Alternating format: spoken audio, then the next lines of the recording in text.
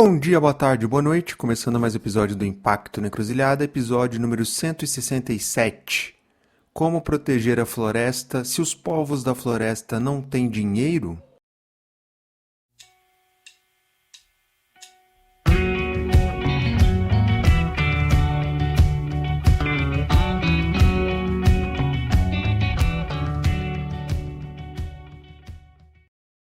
E nesse episódio eu tive a honra de conversar com a Amália, fundadora do Fundo Casa, que completa ano que vem 20 anos. Se você não conhece o Fundo Casa, você deveria colocá-lo no seu radar, porque é uma organização incrível que basicamente capta o grosso do recurso fora do Brasil para colocar na mão de ativistas, iniciativas socioambientais Brasil adentro. Sabe aquelas iniciativas super importantes de base, de comunidade, lá na ponta, lá no rincão do Brasil, que poucos querem apoiar? Pois é justamente lá que o Fundo Casa coloca recurso. É incrível. Aliás, a Cris Orfeu, diretora executiva do Fundo Casa, já passou por aqui, link na descrição aí.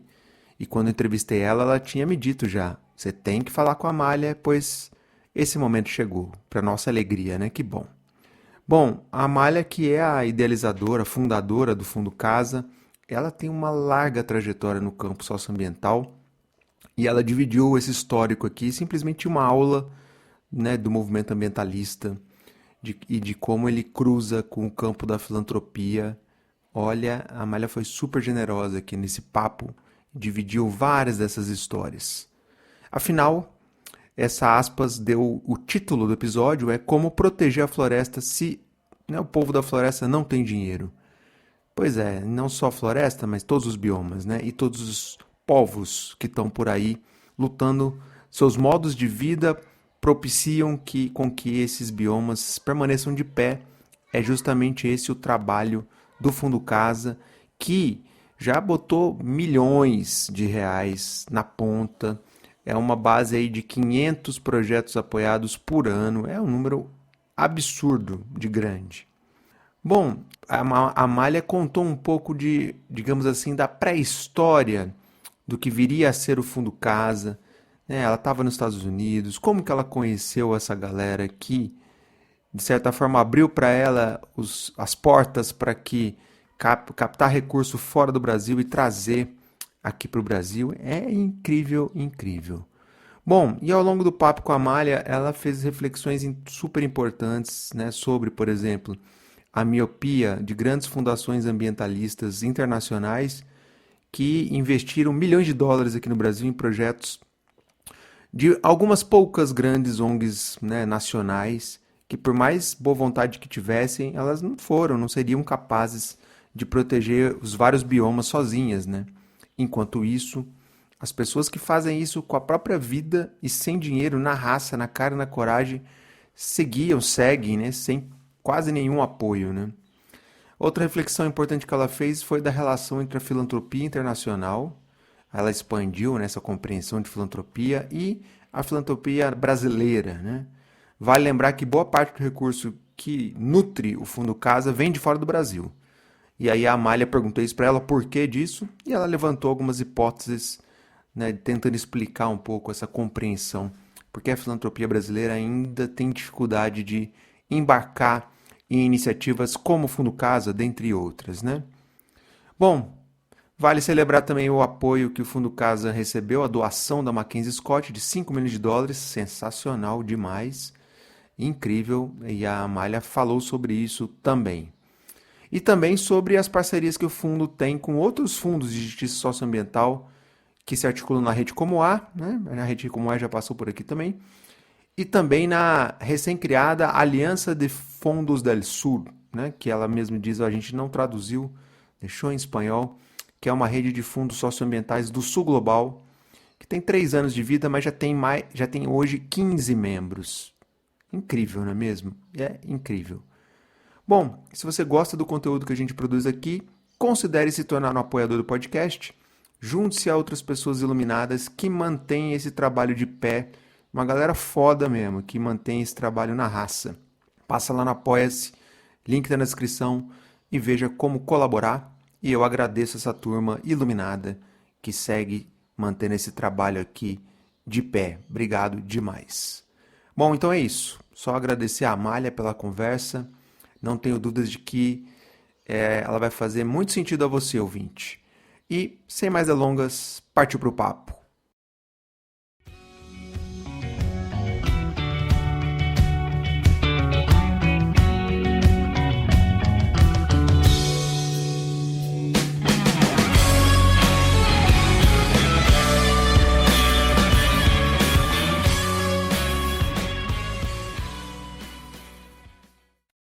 Olá, Amália, tudo bem? Feliz demais por você ter topado conversar aqui com a gente. Para a gente começar, se apresenta. Quem que é a Amália? Conta um pouquinho de você, de onde você fala. Seja super bem-vinda. Obrigada, muito obrigada pelo convite. Muito feliz de poder falar. Qual é o meu tópico favorito na vida? Acho que eu passei praticamente toda ela. Faz uns 40 anos que eu estou nesse processo. De verdade, faz 40 anos o ano que vem. Eu comecei, vamos lá, então quem sou, né? Na verdade, foi um despertar, né? Eu estava estudando nos Estados Unidos na década de 80, exatamente 85. No meu primeiro trimestre nessa faculdade, ali na Califórnia, veio uma pessoa, um ativista, falar que tinha acabado de criar a Rainforest Action Network. E aí, junto com esse movimento, estavam sendo criados também outros grandes, como a International Rivers Network, Earth Island Institute. Os três nasceram juntos. E a hora que eu escutei Rainforest, né, eu estava lá sempre pensando, eu não vou ficar aqui para sempre. Eu vou voltar para o Brasil, mas eu preciso achar um caminho para eu voltar para lá, já sabendo o que eu vou fazer. Aí quando eu escutei isso, eu falei, olha, tem floresta lá no meu país. O que eu posso fazer? Então, quando eu vi, né, essa pessoa chegando, o Randy Hayes, para falar sobre essa criação da Rainforest Action Network, eu já me propus imediatamente a ser uma voluntária. Eu fui a primeira voluntária, porque eles tinham realmente acabado de criar e era uma escrivaninha emprestada dentro de um escritório emprestado. E aí eu fui acompanhando. No ano seguinte, eu soube de uma conferência, a primeira conferência de cidadãos questionando os projetos do Banco Mundial que destruíam florestas tropicais. First Citizens Conference on the World Bank, 86. Tinham sido levados para lá como testemunhas da destruição de Rondônia, o Polo Noroeste, que foi um projeto extremamente destrutivo, financiado pelo Banco Mundial, que tinha uma pessoa nesse tal meio ambiente que ninguém nem sabia o que era naquela época. Assim, eles, né? Obviamente que o mundo já estava muito bem informado e fazendo pressão. E eu conheci o Ailton Krenak e o José Lutzenberger. Uau! Com 23 anos, né? Você imagina aí aonde... E a primeira coisa que eu perguntei para o Lutzenberger foi como é que eu posso me preparar aqui para voltar? Porque eu acho que esse é o caminho, e aí ele me deu uns conselhos, e para o Ailton eu fiquei traduzindo durante a conferência.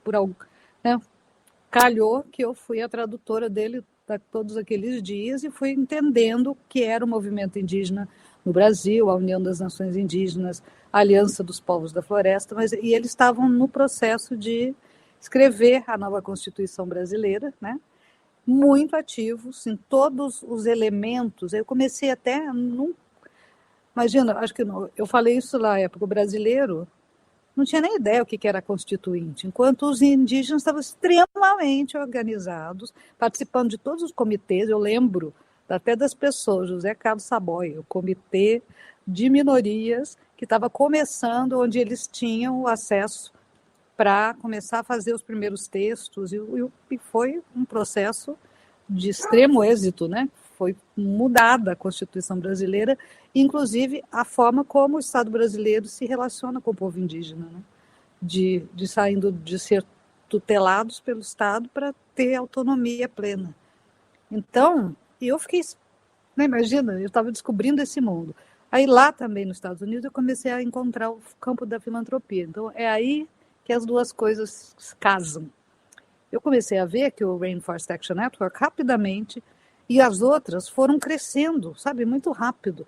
Começaram a ter um dinheiro para, primeiro dividir um escritório entre as três. E logo em seguida, cada um tinha o seu escritório enorme na área, na região lá do Centro de Negócios de São Francisco, que era um dos lugares, acho que era o lugar mais caro do mundo na época. E eles o Rand tinha todo um piso térreo inteiro na esquina né, dessa região lá de duas ruas, a Earth Island do outro lado da rua, e todo mundo com equipamento, com equipes. Eu falei, como que tem dinheiro para isso tão rápido? Eu saí de lá 4 anos depois para voltar para cá nessa situação. Enquanto eu vinha e trazia um pouquinho de dinheiro, assim, né, na bolsa, escondida na roupa, para não ser roubada, né? Não era porque não era ilegal. Não era tanto dinheiro assim, infelizmente, mas era bem pouco. E eu ficava me questionando, mas como que você protege floresta se o povo da floresta não tem dinheiro? É um negócio tão absurdo para mim. E aí eu discutia dentro do RAN, falei, mas tem que pôr dinheiro lá, tem que botar mais dinheiro lá. Apareceu um brasileiro, filantropo, que morava na Inglaterra, que tinha uma fundação familiar na Califórnia, que doou $40 mil para eles. E eu falei, cadê o telefone desse cara? Eu vou falar com ele. E por aí, assim, eu acho que foi a indignação, né, que me fez entrar nesse universo. Eu falei, mas não é possível. Então eu voltei para começar a fazer essa ponte para a Aliança dos Povos da Floresta, né, escrevendo em inglês, a questão de já ter uma noção de como escreve uma proposta, né, ter os elementos. Eu fui estudando tudo que eu pude antes de vir para cá. E aí foi isso. O resto da minha vida foi isso, né? Primeiro, logo que eu voltei, eu também conheci o movimento ambientalista inteiro, ninguém tinha um centavo, tinham centenas de organizações que já estavam super bem articuladas em redes, né? Foi logo antes da Rio 92, então estava muito efervescente, né? Todo esse processo de criar os fóruns de discussão, né, o FBONS, lá, o Fórum Brasileiro de ONGs e Movimentos Sociais foi criado ali, mas também foram criados o Grupo de Trabalho Amazônico, a Rede Mata Atlântica, e uma série de outras, né, as outras redes que vieram, Pantanal, Cerrado, etc., foram seguindo, não foi exatamente naquele momento, mas essas três, com certeza, e toda a conversa, e aí tinha essa quantidade de pequenas organizações que não tinham acesso ao recurso, porque o recurso ficava sempre na mão ou das grandes ONGs internacionais de conservação, ou nas grandes ONGs, e algumas nacionais, poucas, e algumas nacionais grandes de justiça social, que não se conversavam, né? Quer dizer, tinha críticas, porque no conservacionismo você tinha que tirar as pessoas para proteger floresta e bicho. Do outro lado, porque as pessoas estão morrendo de fome e você não pode ficar abraçando floresta, né? Era esse o impasse que existia. Até que esses movimentos foram conversando. E foi aí que surgiu a palavra socioambiental. Não existia essa palavra, certo? Foi um conceito que até hoje carrega um significado super forte de exatamente engajar e valorizar as pessoas que vivem nos lugares de maior biodiversidade e que estão sob maior ameaça, inclusive da própria vida dessas pessoas, né? Então isso sempre existiu, continuamos, né, na mesma história. E aí a gente foi tentando quebrar paredes, fazer buracos nas paredes da filantropia que não chegavam.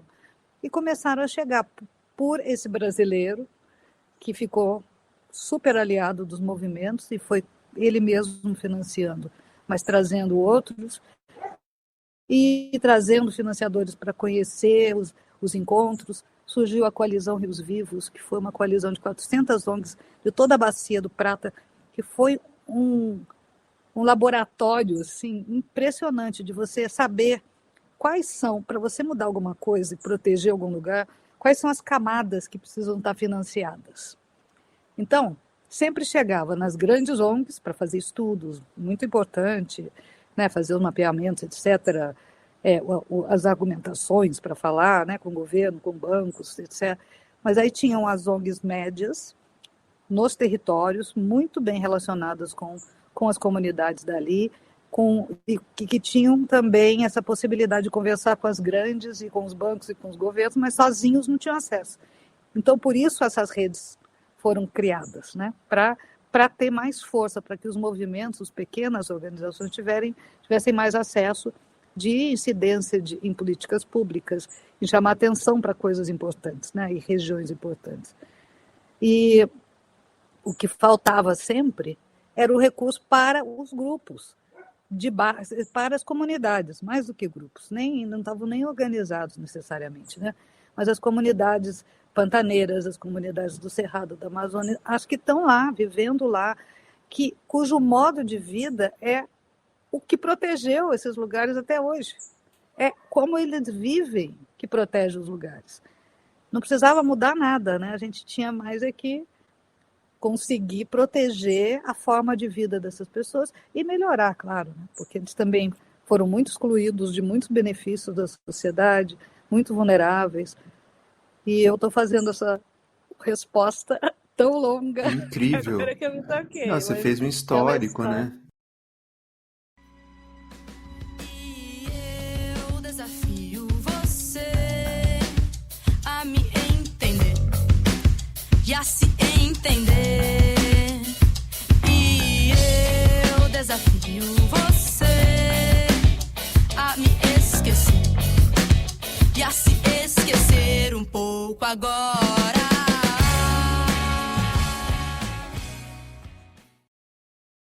E aí eu queria. Você tá na pré-história do Fundo Casa. O Fundo Casa está fazendo 20 anos. Queria que você Exatamente. contasse como é que surgiu a ideia de criar o Fundo Casa.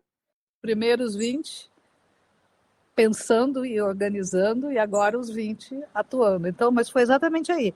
Foi esse laboratório da Coalizão Rios Vivos que conseguiu parar a construção. Olha, foi todas as camadas juntas. Senão não teria acontecido. Foram as grandes organizações internacionais, inclusive, que estavam pressionando os bancos financiadores desse projeto, na Holanda, nos Estados Unidos, na Europa. Foram as grandes ONGs aqui também avaliando, por exemplo, os materiais não bem desenvolvidos, né, os estudos de impacto ambiental que eram contratados pelas empresas, não mostravam realmente os impactos, refazendo aquilo. Eram as médias mobilizando toda a sociedade nas regiões que seriam mais afetadas pela hidrovia Paraná-Paraguai, que era o projeto, né, era tirar as curvas dos rios para a soja passar mais rápido. Com isso, teria acabado o Pantanal lá. Estamos acabando agora, botando fogo nele, né, de outro jeito. Mas isso foi lá na década de 90. Né? Então, esses grupos médios que estavam lá na região trabalhavam com as comunidades porque elas entendessem que o impacto não ia ser positivo, que o que as empresas estavam vindo prometer, mais trabalho, que isso era mentira, conectando com outros lugares onde as hidrovias tinham sido feitas e o resultado horrível para as comunidades. Então, as comunidades começaram a se envolver, começaram a ser melhor orientados pelo poder público, pela procuradoria, né? Pelos procuradores da República, começaram a atuar mais dentro das audiências públicas, já com opinião bem informada. Então, essa é a parte que foi crucial, e essa é a parte que ninguém financiava. Então, ali a gente já começou a canalizar esse recurso. A gente já tinha uma parceria com o Global Green Grants Fund, nos Estados Unidos, foi criado para isso, né, mobilizar recursos para botar na mão dos ativistas ambientais neste nível. E então, a gente já conseguia canalizar algum recurso, e foi toda essa combinação de aprendizados que fez com que a gente... mas, de qualquer forma, antes do Green Grants também, o próprio Humberto Mafra, que é o brasileiro, filantropo, criou aqui no Brasil a Fundação Francisco, foi o precursor do Fundo Casa. Em 94, foi o primeiro fundo socioambiental do Brasil, praticamente o primeiro fundo local, né, gerido, orientado pelos ativistas. Então, ele fez isso até 99 e, por motivos pessoais, resolveu fechar a Fundação Francisco. E quando a gente soube, tentou parar, salvar, tomar, né, organizar, assumir, né, não tomar, mas não dava mais tempo, já estava fechada.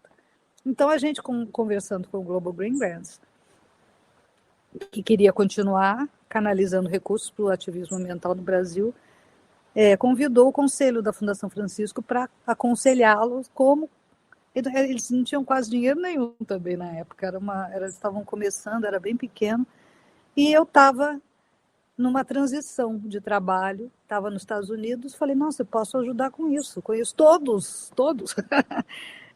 Uma parte que eu pulei é que de 92 a 94, eu também coordenei com recursos do Humberto, da Fundação Francisco e da Damien Foundation, que era anterior dele, uma forma de conectar mais de 40 ONGs ambientalistas iniciantes na internet, no Alternex, que foi criado pelo IBARS. Eu fiquei 2 anos coordenando isso. A gente abriu as contas, eu dava o suporte técnico, e com isso eu fui trabalhar. Daí, isso me puxou para a área internacional da universalização de acesso à internet. Eu fui trabalhar na Associação para o Progresso das Comunicações. Em paralelo com o que acontecia na Fundação Francisco, eu estava andando pelo mundo, mas entendendo essa ferramenta essencial para grupos dos nossos países, né, que não têm acesso ao financiamento, principalmente porque não tem relações de confiança e não tem como abrir. E esses caminhos, essa rede internacional, fazia com que esses grupos pudessem ter conexões com outras ONGs de outros lugares e que isso servisse como referência para elas. Então, assim, realmente, tudo isso aí é que fez a gente desenvolver a metodologia do Fundo Casa. Todas essas combinações de aprendizado, de observação, né, do campo, de relação com a filantropia internacional, que foi ampliando, do próprio Green Grants, que foi nos levando para os espaços internacionais. Eu comecei a ir nas conferências nos Estados Unidos, de todos os espaços que interessavam. E aí a gente falou para eles, olha, a gente vai ser muito bom fazer parceria com vocês, mas a gente precisa de um outro fundo aqui, né? Não é possível que vocês vão conseguir mobilizar todo o recurso que o Brasil inteiro precisa para proteger todos os biomas. Então, a gente vai ter que criar outro fundo. Foi esse processo de 4 anos, foram 5 anos, né? 2000 a 2005, que a gente foi se preparando, foi tendo mais contatos, foi desenhando. A Fundação MOT foi a grande assim, impulsora do Fundo Casa, porque o Green Grants não tinha mais recursos para cobrir as coisas que a gente precisava fazer, né? Consultoria, para fazer planejamento estratégico, as viagens, os encontros, para poder criar realmente uma instituição nova. E a MOT Foundation veio com esse valor, que foi o que nos ajudou a concentrar. E com isso surgiu o Fundo Casa em 2005. Mas você vê que foi um contínuo, né? Não parou nunca. Foram 20 anos de fazendo isso de várias formas, apurando, e aí, na verdade, eu virei a diretora executiva, vamos dizer, que carregou o piano nas costas muitos anos, porque eu era a pessoa que não estava responsável por nenhuma organização, né?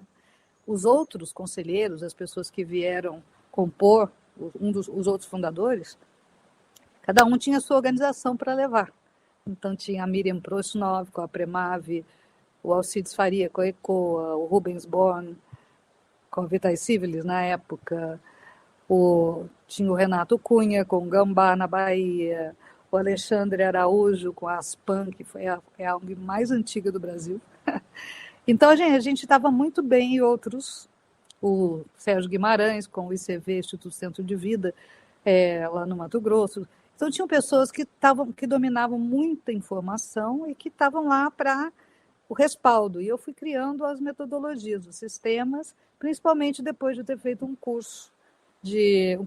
fellowship, lá nos Estados Unidos, com o pessoal do MIT, sobre dinâmicas dos sistemas, pensamento sistêmico, a partir daquela visão de que você para você mudar alguma coisa realmente, profundamente, você tem que entender o macro para atuar no micro. Então, tem várias ferramentas que a gente usa até hoje. Eu até escrevi um texto no nosso relatório do ano passado, 2022, quer dizer. O do ano passado está saindo agora. Exatamente sobre isso. Chama A Essência e a Ciência que Nos Guiam. E saiu como um artigo, né? Quer dizer, nem é um artigo, porque é muito longo, porque eu queria mesmo pegar as minúcias dessas relações do pensamento sistêmico com a forma como a gente faz a filantropia.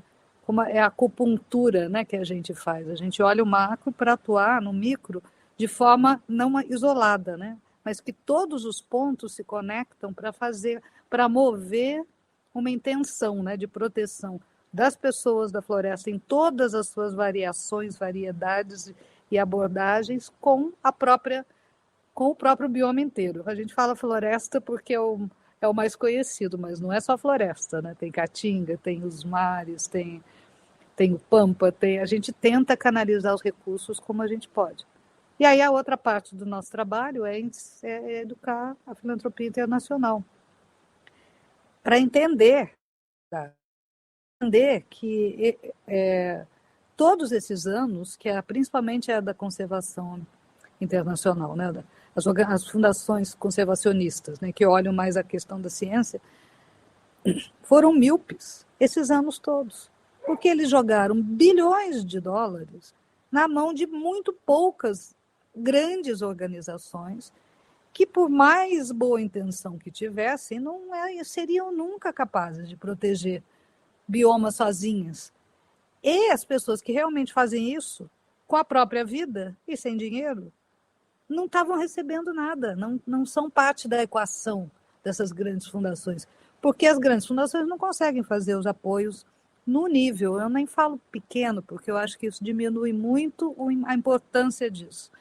Não são pequenos apoios, são apoios no nível que aquela comunidade é capaz de absorver para ir recebendo as ferramentas que elas precisam para se fortalecer como movimento, como organização. A partir daí, é uma curva de aprendizado absurda. Assim. Elas se sentem vistas, parte, com voz, com poder de fala, que muitas vezes elas tinham que fazer sozinhas.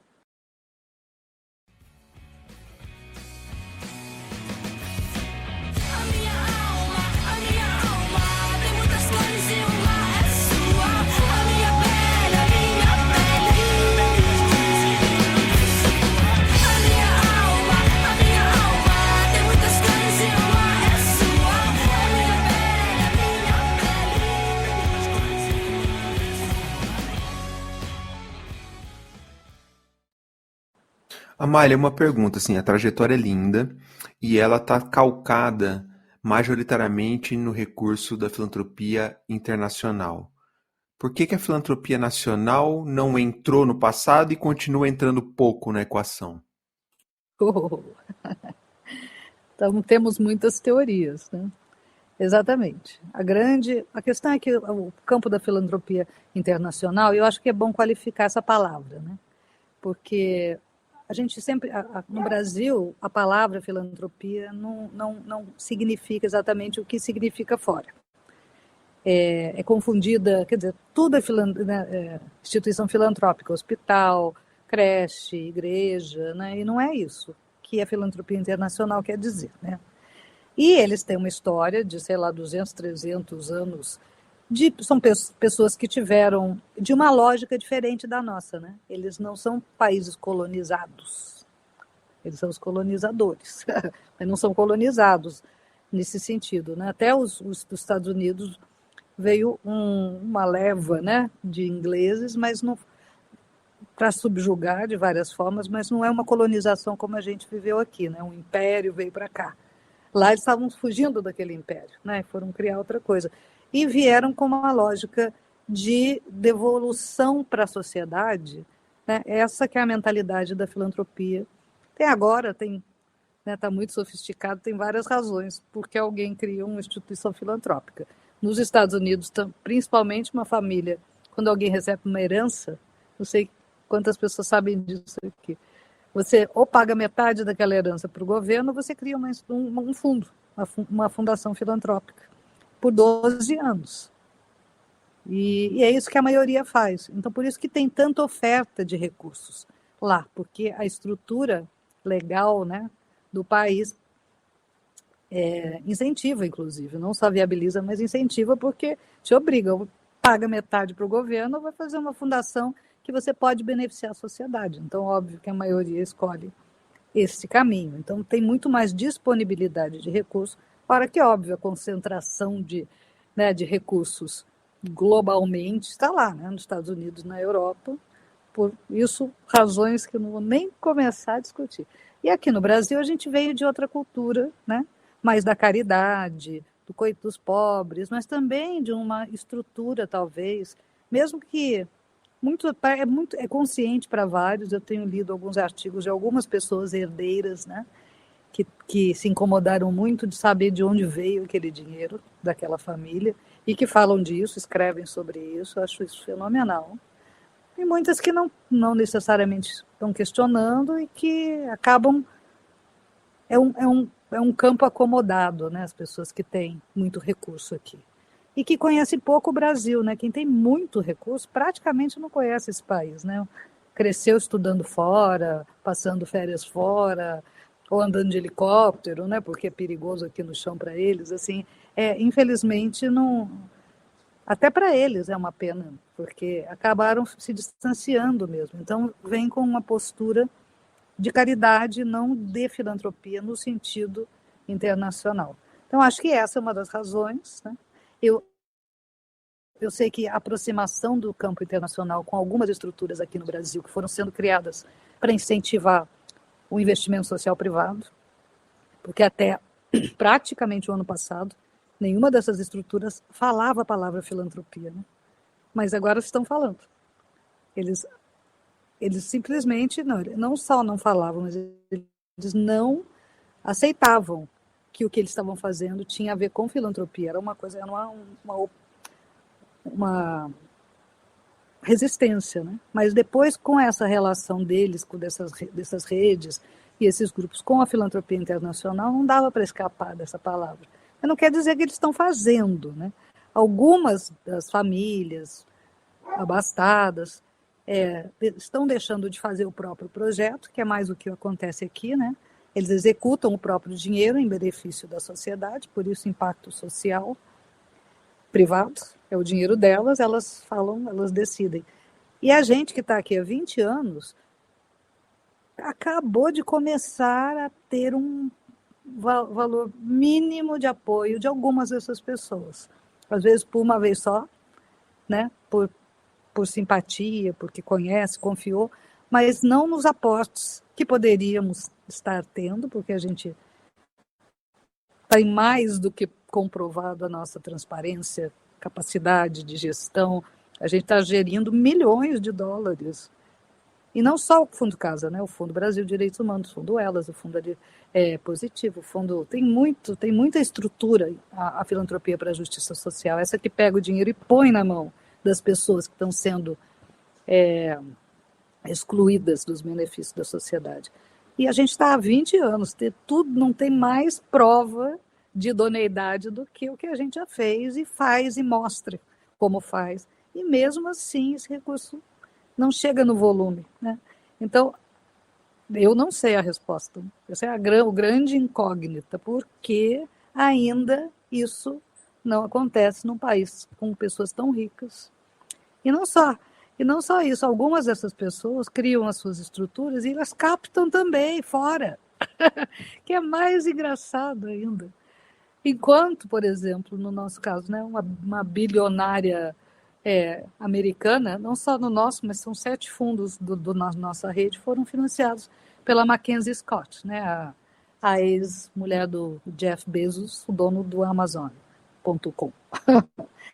Ela recebeu aquele dinheiro, resolveu achar um outro mecanismo que nos encontrou, que é fabuloso, e nos deu 5 milhões de dólares. E é uma pessoa que nunca teve contato com a gente. Então, como é que não é possível confiar nos nossos dados, nos nossos materiais, porque foi isso que baseou o volume de apoio que ela ia nos oferecer. Então é isso, mas ao mesmo tempo, né, então é uma incógnita realmente. É uma pena, né, porque a gente tem que, felizmente existe o campo internacional, e agora também, que é um trabalho, enquanto eu estou aí, né, vendo que tem grandes bolhas de recursos, inclusive internacionais, que também não estão chegando, e que estão parados lá na mão das grandes ONGs americanas e europeias, para fazer trabalhos aqui nos nossos países, enquanto a gente já tem isso totalmente definido, e não só o Fundo Casa ou os fundos do Brasil, né, mas você sabe que a gente apoiou a criação de outros fundos em outros países. A gente acabou iniciando como um fundo sul-americano, porque os nossos biomas são transfronteiriços, então não dá para falar Amazônia brasileira, porque isso não existe. A Amazônia é a Amazônia, ela está num território além do Brasil, e para você atuar, tem que atuar nos biomas inteiros, né? Então a gente começou assim, e depois começou a pensar que seria melhor ter outros fundos mais próximos das comunidades desses países. A gente pegou tudo que tinha aprendido, botou lá num modelito, né, escreveu, né, sobre a experiência, tem todos os documentos, tudo que a gente podia compartilhar, e ofereceu para esses colegas dos outros países, em 4 países aqui da América do Sul e um na África, eles estão usando esse modelo, na Bolívia, Peru, Colômbia, Equador e Moçambique. Existiam mais 3 fundos similares, também meio isolados, no México, América Central e Sudeste Asiático, que a gente, por conta do Global Green Grants, tinha relação com eles, mas éramos só 4 no mundo, né? Quando a gente criou os outros 5, criou não, né? Eles criaram, a gente deu as ferramentas e está dando todo o respaldo, trouxe os financiadores, apresentou para os espaços de financiamento, e eles são capazes, obviamente, pessoas extremamente experientes dentro dos próprios países, como a gente era aqui. Então, é a mesma lógica, né? Eles conseguiram avançar muito rápido. Eles já estão com 3 anos e apoiando mais de 100 projetos por ano cada um. Isso é gigantesco em termos de rapidez, né, de reprodução de tecnologia, de filantropia. E com mais 5 e os 4 que existiam, a gente conseguiu criar um movimento também, né, que é a Aliança Socioambiental Fondos del Sur, que a gente resolveu não traduzir, ou em inglês ou em espanhol. Aliança Socioambiental Fondos del Sur, fomos 9 fundadores, há quase 3 anos atrás, dezembro de 2021, já somos 15 membros, porque a gente sabe que é um nicho importantíssimo para os atores do Sul Global, né? Os fundos ativistas dentro dos seus países. Agora a gente já tem mais um fundo no Brasil, membro, que é o ISPN, que é um fundo até mais antigo do que nós, que tem tudo a ver. São 2 fundos na Argentina, que chegaram há pouco tempo, mais um fundo da África do Sul, mais um fundo global, que é o Youth Climate Justice Fund, é o fundo de juventude para justiça climática, que é um fundo global, e tem mais outro fundo no Sudeste Asiático, então cobre da Índia, Laos, Vietnã, Indonésia, Filipinas. Então a gente tem um alcance com esses 15 fundos muito grande, e a ideia é que ou a gente ajude a criar mais fundos, né? Quem queira se inspirar, ou que a gente... E isso tudo faz parte desse trabalho do Fundo Casa, porque para a gente conseguir fazer o que a gente faz, a gente tem que influenciar o campo internacional, e interessantemente o campo internacional influencia nacionalmente também, né? Esse apoio da Mackenzie Scott é que nos abriu uma grande porta em termos de volume de recursos e, claro, a parceria com o Fundo Socioambiental da Caixa Econômica. Foi o primeiro, a gente já tinha tido 2 parcerias, 2014 e 2017, apoiamos muitos grupos, é um recurso, é uma parceria com outro fundo que nos ajudou a crescer muito, porque cada vez que a gente entrou nessa parceria, dobrou o nosso orçamento anual. Então, isso é fenomenal, fenomenal. E isso também dá mais confiança interna, né? Cada vez que a gente entrou nessa parceria com a Caixa, dá muita visibilidade, com muita confiança. Então, é um trabalho de você ter que se provar todo dia, provar a capacidade e provar que é possível fazer o recurso chegar na mão dessas comunidades de forma segura, que não vai fugir com seu dinheiro, muito pelo contrário, que isso faz uma diferença fenomenal também na ampliação do tecido democrático, né? A gente nunca vai ter democracia se todas as pessoas que vivem aqui não são participantes ativas, né? E em pé de igualdade. E elas não têm sido, né? Elas têm sido sempre excluídas, sempre vulnerabilizadas. E agora, cada vez mais, né? Com toda essa pressão que existe para esses territórios, que são os mais importantes para a regulação do clima no planeta e para a manutenção da biodiversidade.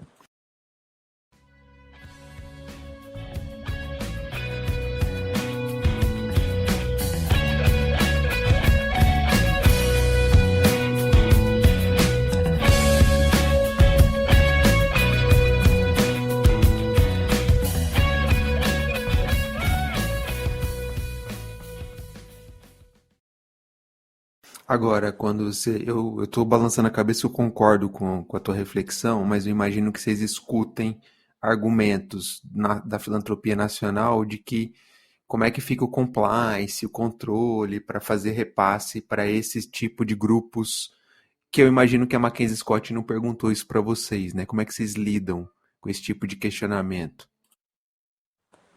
Ela, pessoalmente, não, mas claro que sim. A gente tem tudo isso para mostrar. Olha, a gente, para falar a verdade, não tem nem tido essa conversa, infelizmente, com ninguém daqui, para poder responder que sim, temos. Temos tudo o que precisa. A gente tem assessoria jurídica, a gente tem alto nível de auditorias, né? Várias auditorias, inclusive, de alto nível. A gente começou com a Ernst Young, exatamente para mostrar o nível que era possível chegar. Agora não precisa pagar tanto, né? Mas tem outras auditorias tão boas quanto, e a gente está fazendo auditoria também, né?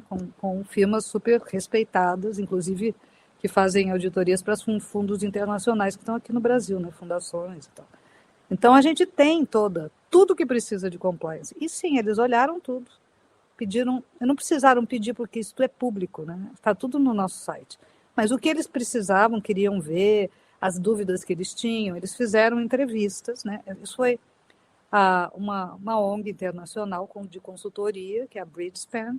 Eles que entraram em contato com a gente, tinham brasileiros lá dentro dessa estrutura, dispostos a entender realmente. Então, eles levou meses, né, essas consultas, tirando dúvidas, perguntando, algumas reuniões, até que eles terminaram o relatório deles, mas não falaram para quem era, né? A gente só soube no dia que ela anunciou, no blog. Até quando a Cris, né, que felizmente eu passei a direção executiva para uma pessoa que sabe o que está fazendo, que não é minha área, obviamente, foi isso que possibilitou que a gente crescesse. Eu não era gestora, isso eu já sabia desde sempre. Eu não posso fazer isso para sempre, mas eu sou mais estrategista, mas eu não sou gestora. Aí bati cabeça, inclusive internamente, tem que ter uma pessoa muito boa de gestão. E quando ela caiu do céu, falei, pode levar, esse é seu, agora eu vou. E eu tenho, né? E aí nos abriu, né, um espaço para fazer mais incidência no campo da filantropia, que precisa fazer. Eles ainda não está fácil, nem internacionalmente, né? Tudo bem, foi um caso aí a Mackenzie Scott, e a gente tem conseguido algumas parcerias razoáveis com algumas fundações grandes, mas a gente sabe que tem muito mais dinheiro, supostamente para proteger os povos das florestas no mundo, que não está vindo para os nossos países, está ficando na mão de novas invenções, porque né, alguém tem uma ideia nos Estados Unidos, em uma semana você tem 50 bilhões de dólares. Mas de resto, o nosso orçamento que a gente consegue captar não tem sido enorme com 20 anos, quando tem estruturas que começaram ontem, já tem 6 anos e tem 40 milhões de dólares. E gasta 15 milhões com equipe e apoia 20 projetos. Enquanto a gente apoia mais de 500 projetos por ano e tem um orçamento muito menor, não por não ter capacidade, porque a gente não consegue furar essa bolha até hoje, né? Com todas as provas. Nem nós, nem nenhum dos outros fundos aqui. Né? A gente está sempre tentando juntos chegar nesses espaços e mostrar essa capacidade. Ainda é mais fácil fazer fora com todos os impedimentos do que aqui dentro. Amália, o tempo passa voando, um papo delicioso. Obrigado pela generosidade em compartilhar a trajetória, enfim, tantos aprendizados.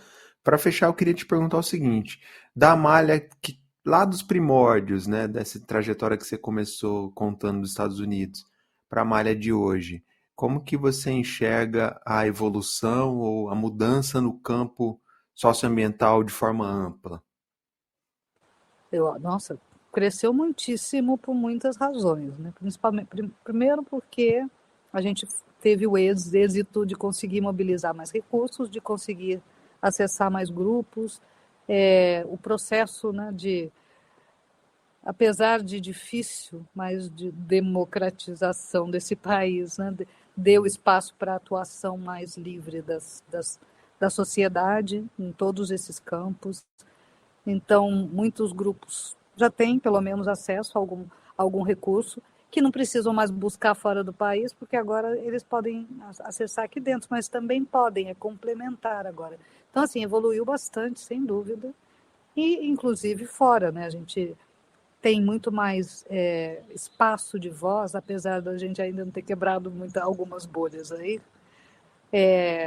de escrever artigos para revistas de filantropia internacionais, de estar sempre nos espaços, sempre chamado para falar. Isso tudo ajuda a elevar, né, o trabalho que a gente faz. Então, sem dúvida, nós estamos em outro lugar. Né? Dá falta muito por andar, mas já dá para agradecer bastante que a gente conseguiu chegar aqui.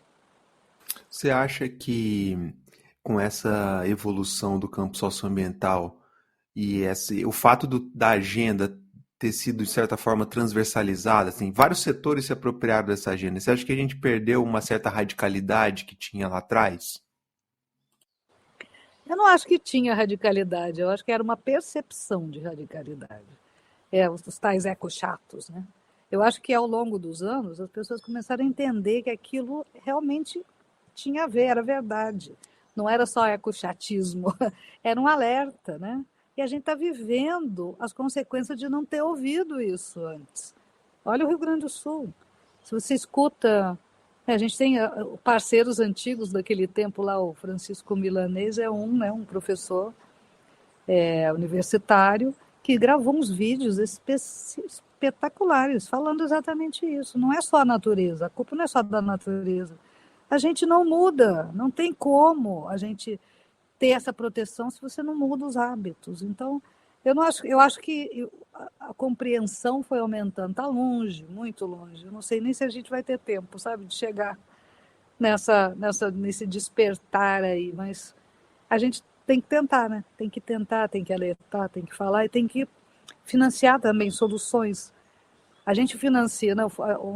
A gente tem grandes olhares sobre os territórios, mas um olhar é o das soluções sustentáveis, e aí tem um universo inteiro que tem dado para a gente fazer, e outras pessoas, né, se engajarem. Tem toda uma conversa aí sobre investimentos da bioeconomia, né? Daí a gente chama da sociobioeconomia, tem todo um universo de fala que a gente também está engajado. E tem todo o universo da proteção de direitos, proteção das pessoas que protegem territórios, da violência contra elas, então é uma área de atuação muito diferente da outra. São tempos diferentes, mas ser capaz de fazer isso nos ganha tempo, né, desses lugares aí ainda sobrevivendo da forma que é possível, para ver se a sociedade vai tomar uma decisão para continuar vivendo no planeta. Porque se a gente não protege esses lugares, e essas pessoas que sabem proteger esses lugares, não vai ter mais planeta para nós. Vai ter o planeta, mas a vida humana aqui não vai ser possível. E eu não sei aonde é que a gente ainda não chegou a essa conclusão massivamente, né? Então a gente ainda tem os tais ecochatos, que não são nada chatos, né? São pessoas que se importam tanto com a humanidade e com todas as espécies, todos os seres, né? A gente está trabalhando para... Eu acho que esse aqui é o grande tema do socioambiental que é diferente das outras causas, das causas mais sociais. A gente está trabalhando para a manutenção da vida. Todas essas pessoas que estão nesses lugares, elas estão lá para manter os lugares que mantêm a vida do planeta, que geram a vida do planeta. E é isso que a gente tem que continuar fazendo. É uma visão muito mais ampla do que só a visão Aí vamos terminar aqui com a filantropia, quer dizer, amor à humanidade. A gente tem que fazer a biofilia, amor à vida. É essa que é a transformação que os humanos têm que fazer nesse planeta. Enquanto a gente não conseguir fazer essa transição, entender que a gente é parte integral desse planeta, a gente depende dele produzindo, né, oxigênio, alimentos sãos, nós vamos continuar doentes até a gente não existir mais. Então, biofilia, amor à vida, é a nossa grande meta. Nossa, que lindo, lindo. Olha, Amália, só te agradecer e parabenizar pela trajetória aí de 20 anos de Fundo Casa, um trabalho incrível. A Cris já passou por aqui, tá o link na descrição do episódio dela. Te agradecer. Muito bom, muito obrigado, viu? Eu que agradeço demais pela oportunidade. Eu sei que eu falo bastante, mas espero que tenha sido de uma forma que as pessoas conseguem acompanhar e faz sentido para alguém.